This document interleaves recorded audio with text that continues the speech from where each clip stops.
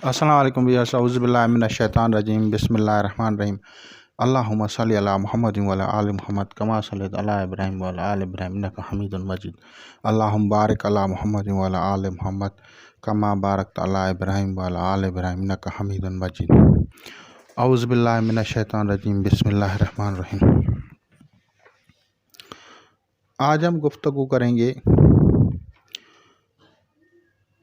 शहर व जादू में परहेज़ात क्यों लाज़मी हैं, कौन सी वजूहात हैं जिससे अक्सर लोग जिनाती आसिबी शिकार होते हैं या हमज़ाद के शिकार होते हैं, और परहेज़ तोड़ने से क्या होता है। सबसे पहले कि कुछ तो नेचुरल कोई ऐसी गलती हो जाए तो उससे भी उनको जनाती आसिबी असरात हो जाते हैं। मिसाल कोई ऐसी जगह हो जहाँ पे जन्नात शयातीन का मस्कन हो और उस जगह पे अगर कोई जाता है तो उससे कोई ऐसी गलती हो जाए, नापाकी की हालत हो, तो भी उससे भी उसे जन्नात शयातीन मुतासर करते हैं। और गुनगुनाना, गाना गाना या कोई भी अच्छी चीज़ या बुरी चीज़ जो भी आप गुनगुनाते हैं उससे भी आपकी आवाज़ से अट्रैक्टिव होके कोई भी मखलूक आपसे चिपक सकती है। किसी का हुस्न व जमाल उनको अट्रैक्ट करता है और किसी की आवाज़ उनको अट्रैक्ट करती है, जिसकी वजह से जो गैबी मखलूक़ात हैं जिनमें जिन्नात है, शयातीन हैं या हमज़ाद हैं, वो उस औरत हो या मर्द हो उस पे खिंचे चले आते हैं और फिर उनकी चाहे मोहब्बत हो, लेकिन क्योंकि आप दूसरी मखलूक हैं और उनकी मोहब्बत और आपकी मोहब्बत में फ़र्क है। मिसाल के तौर पे अगर आपसे उकाब प्यार भी करता हो लेकिन उकाब के पंजे जो हैं वो आपके हाथ को जो है ना वो ज़ख्मी कर सकते हैं। तो इस वजह से ही जो उकाब पालने वाले होते हैं वो लेदर का जो हैंड होता है, हैंड ग्लोव्स, वो पहनते हैं। इसी तरह हमें समझना चाहिए कि वो दूसरी मखलूक़ात हैं और ये दूसरी मखलूक़ात हैं। बाज़ लोग अमलियात करके उनको बुलाते हैं और वो समझते हैं ये ताबे हैं, लेकिन वो उन्हीं के ताबे हो जाते हैं और फिर उनके रिलेशनशिप से उनको आगे तकलीफ़ात बढ़ जाती हैं। कुछ ऐसे होता है कि उतारा किया हुआ कहीं पे गिरा हुआ हो और आपने उसको क्रॉसिंग की तो उससे भी आप मुतासर हो सकते हैं।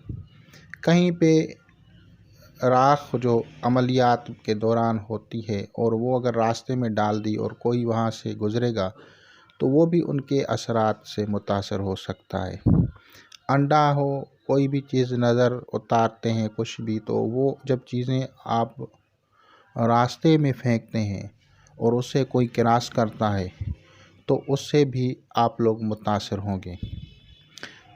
देहातों में अगर कोई जिस तरह से कोई बांझ औरत हो और वो गुस्ल करके चौराहे पे फेंक आए या किसी रास्ते पे फेंक आए और उस रास्ते से कोई सही बंदा या औरत गुज़र जाए तो उसे भी रूहानी इमराज होंगे।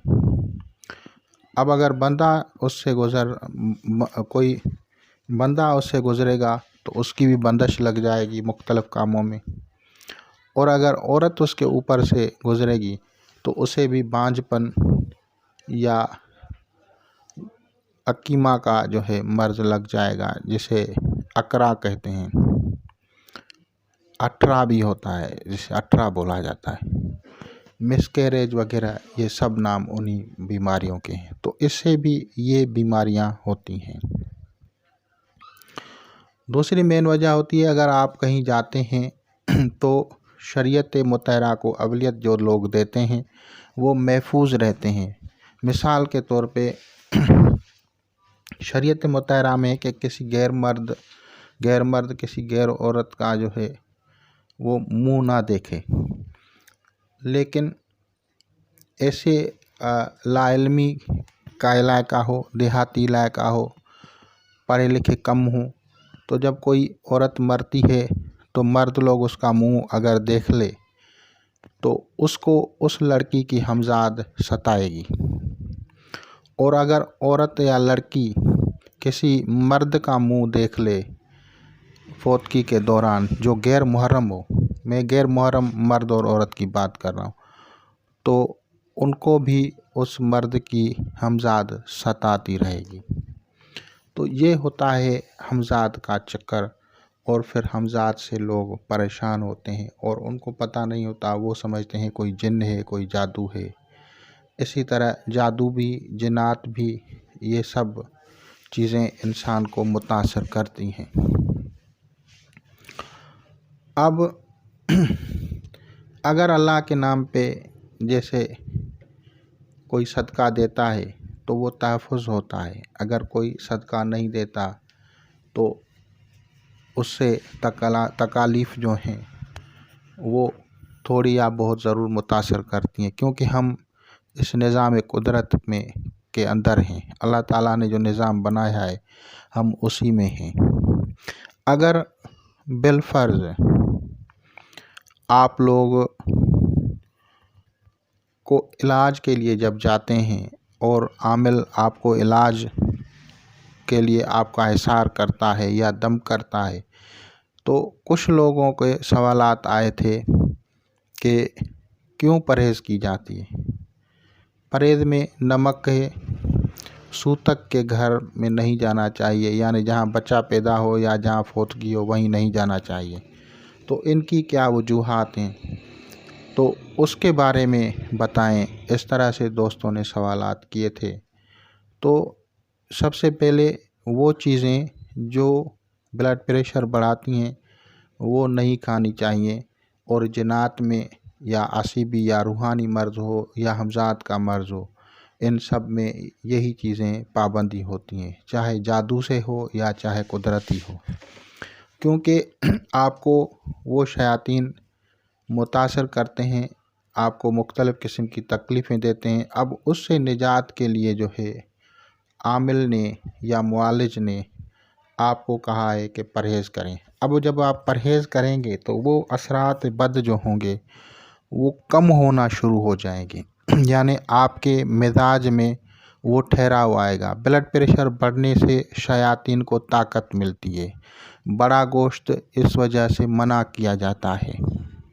वो चीज़ें जिससे ब्लड प्रेशर बढ़े उसे कम करने के लिए हम उन्हीं चीज़ों की पाबंदी करते हैं। तो जादू, जिन्नात, हमजाद, शयातीन के इलाज में वही चीज़ें कम करनी पड़ती हैं, क्योंकि टेस्ट होता है तो नमक कौन छोड़ेगा, तो नहीं छोड़ेंगे तो वो तकलीफ़ रहती है, चाहे वो इलाज भी करा ले, क्योंकि परहेज़ नहीं कर रहा है। ऐसे ही है जैसे कोई मरीज़ बीमार हो और परहेज़ नहीं कर रहा हो, दवाई खा रहा हो, तो जब इलाज कराता है तो वो दवाई खा रहा होता है, परहेज़ नहीं करता, मुकम्मल सेहत नहीं होगी। तो इसके लिए दूसरा तरीका क्या होता है कि नमक के साथ आप जो हैं दूसरी चीज़ें जो हैं वो खाएं।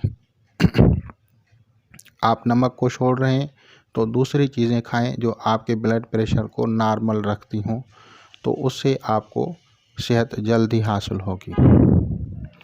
अगर आप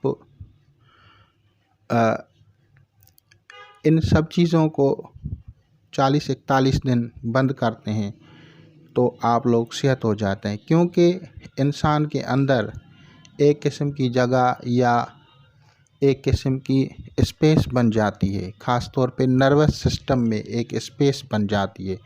उस स्पेस को कम करने के लिए, नर्वस सिस्टम में स्पेस को कम करने के लिए जो है हम जब परहेज़ करवाते हैं तो वो नॉर्मल हो जाता है। लेकिन अगर कोई बंदा नमक खाएगा बढ़ जाएगा, तो उससे क्या होगा कि वो स्पेस बढ़ जाएगी। तो जब वो जाएगा मरीज़ ऐसी जगह पे, कब्रिस्तान हो, वीराना हो, कसाब खाना हो या दूसरी जगह से, तो दूसरे जो जिन्नात होंगे वो उसको देख लेंगे कि इसके अंदर पहले हमारी बिरादरी से यानी जिन्नात से कोई था, तो फिर उनमें से कोई एक भी उसमें दाखिल हो जाएगा। वो निकलेगा फिर दूसरा आएगा, वो निकलेगा फिर तीसरा आएगा।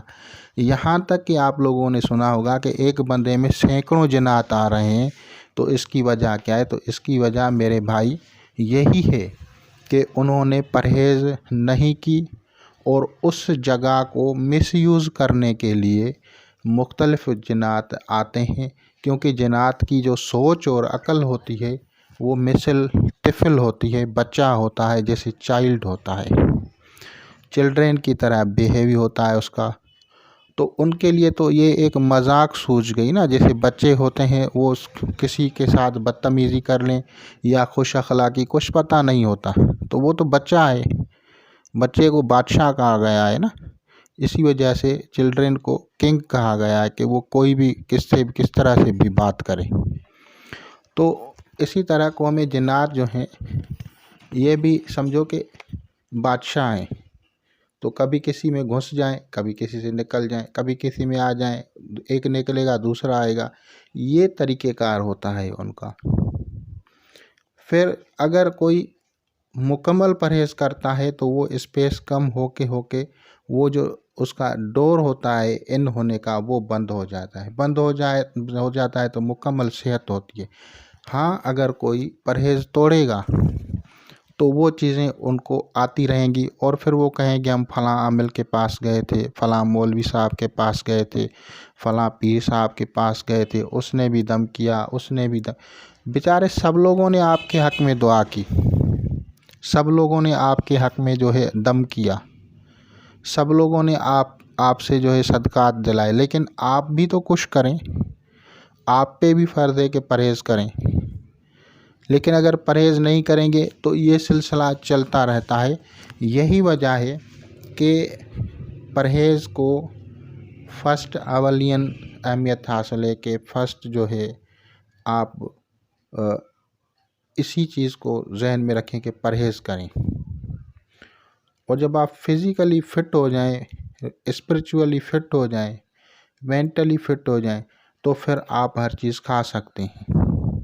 यही चीज़ रुजत के इलाज में भी करनी है, यही चीज़ जिनाती आसिबी इमराज में करना है और यही चीज़ हमजाद के इलाज में करना है। इन सब का जो तरीक़ेकार है वो एक ही है, न कि दूसरे तरीक़े हैं, एक ही तरीक़ा है। इस पे अगर आप करते हैं तो आप फिट होते हैं। यही वजह थी कि औलिया इकराम पुराने दौर में जो लोग हट्टे गट्टे होते थे, लहीम शहीम होते थे, उनको वो कमज़ोर करने के लिए कि इनका नफ्स जो है कमज़ोर हो जाए, उसके लिए रोज़े करते थे और उनको खाना कम देते थे ताकि उनकी रूहानी तरबियत हो सके, उनका शैतान जो है उनके कब्ज़े में आ जाए, यानी नफ्स उनके ताबे हो जाए। तो ये तरबियत होती है और इसी तरह से इलाज जो है कोई भी आप करवाते हैं तो उसमें परहेज़ को अहमियत है। अगर आप परहेज़ नहीं करेंगे बीमारी नहीं छोड़ेगी। अगर आप परहेज़ नहीं करेंगे तो आप जादू के मरीज़ हैं, जिनात के मरीज़ हैं, आसिबी मरीज़ हैं, जिस तरह की भी मर्ज़ है आपको वो नहीं छोड़ेगी। फिर आप चलते फिरें, कोई मसला नहीं, सारी ज़िंदगी इलाज कराते रहें, उनको सेहत हासिल नहीं होती। चाहे वो जिन आपका कोई निकाल भी दे तो वो निकल जाएगा, फिर दूसरा उसमें आ जाएगा, फिर दूसरे मौलवी साहब के पास जाएंगे, वो उस जिन को निकालेगा, फिर तीसरा आ जाएगा, फिर उसके बाद चौथा आ जाएगा। इस तरह से सिस्टम चल पड़ता है। तो ऐसी चीज़ें आप लोगों को ज़िंदगी में मुशाहिदा हुई होंगी और अगर आप लोगों को मेरी बातें समझ में आती हैं तो कम से कम कमेंट किया करें। तो इंशाअल्लाह ताला अल अज़ीज़ आप लोग इससे इस्तिफ़ादा करेंगे। खुदा हाफ़िज़।